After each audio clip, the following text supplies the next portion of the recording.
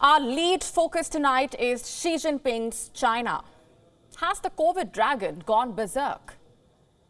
As evidence continues to pile up of the deadly virus spreading havoc across China's population and hammering its economy, with the pandemic still raging, we learn that instead of trying to cage the Wuhan virus, Beijing is intent on reopening its doors to the world.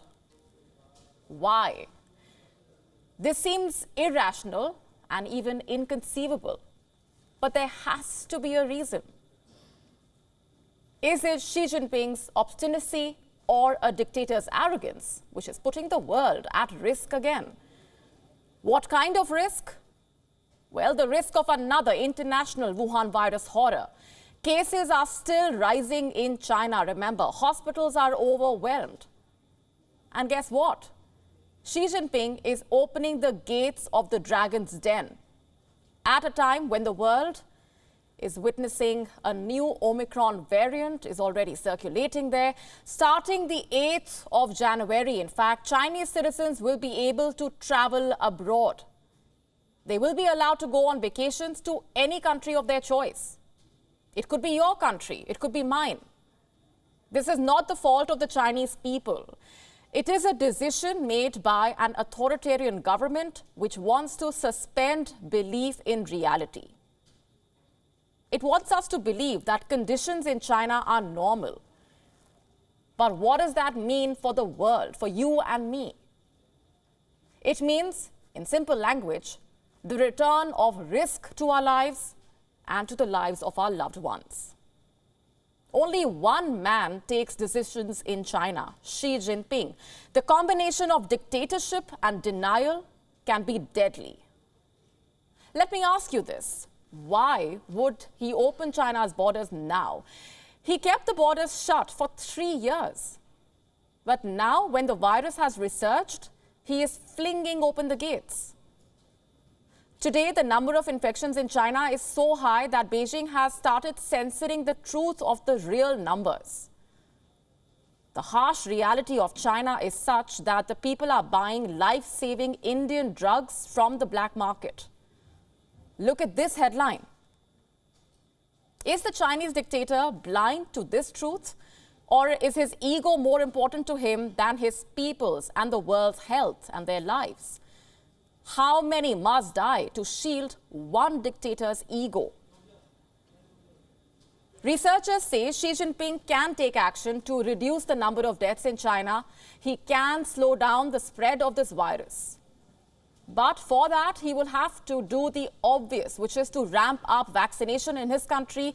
He will have to ensure that there is adequate supply of medicines in China.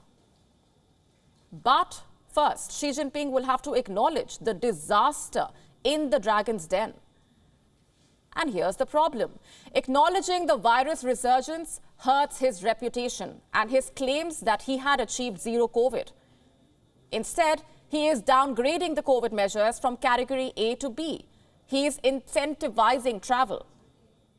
We heard last night that from the 8th of January, people coming into China will not have to quarantine. What followed was a surge in Chinese searches for foreign travel. Those going out will be free to pick any country they like. Some countries were found to be especially popular among Chinese tourists, like Japan, Thailand, South Korea, the US, Singapore, Malaysia, Australia. Clearing these flights for landing will be nothing short of rolling out the red carpet for the Wuhan virus. And just to repeat, it's not the people of China I'm pointing a finger at, not at all. It is the Chinese government's deliberate maleficence at a time when funeral companies have become China's fastest growing industry. Do you know, such is the state of China today, that shares of funeral companies are surging? Yuan International Group is one such company. Its stock price was recently soaring at a record height. It is China's biggest cemetery operator, also funeral service provider. And now that the demand for funeral services has surged, the stock prices of these companies have surged as well. It's a grim story. But then, what is the rest of the world doing about this? As Xi Jinping prepares for a fresh export of the Wuhan virus, Japan is tightening its border controls for travelers from China. It will be testing every passenger for the virus. The number of flights coming in from China being curtailed. But are these measures enough? If you ask me, the onus is on the Japanese media to pressure the government to do more.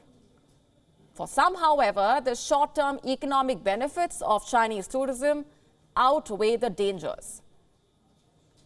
This Japan Times article, for example, says before the pandemic, Japan's tourism sector was reliant on foreign travelers, especially those from China. Tourists from China often went on shopping sprees in Japan, dubbed explosive shopping in Japanese, with their spending amounting to 36.8% of the 1.77 trillion that came from all tourists in 2019. But no one ever gained from being short-sighted. Is Japan ready to pick the health bill from a further spurt in the Wuhan virus infections when it is already under severe pressure? Some health experts in Hong Kong are already spooked. They are saying that the city must prepare to handle a spike in Wuhan virus cases. But dictators could not care less. They do not have to worry about elections and public opinion. This is a dragon that likes to play with fire. And this is not the only story making news from China. This is John Muffat Fugui. He was the ambassador of Solomon Islands to China.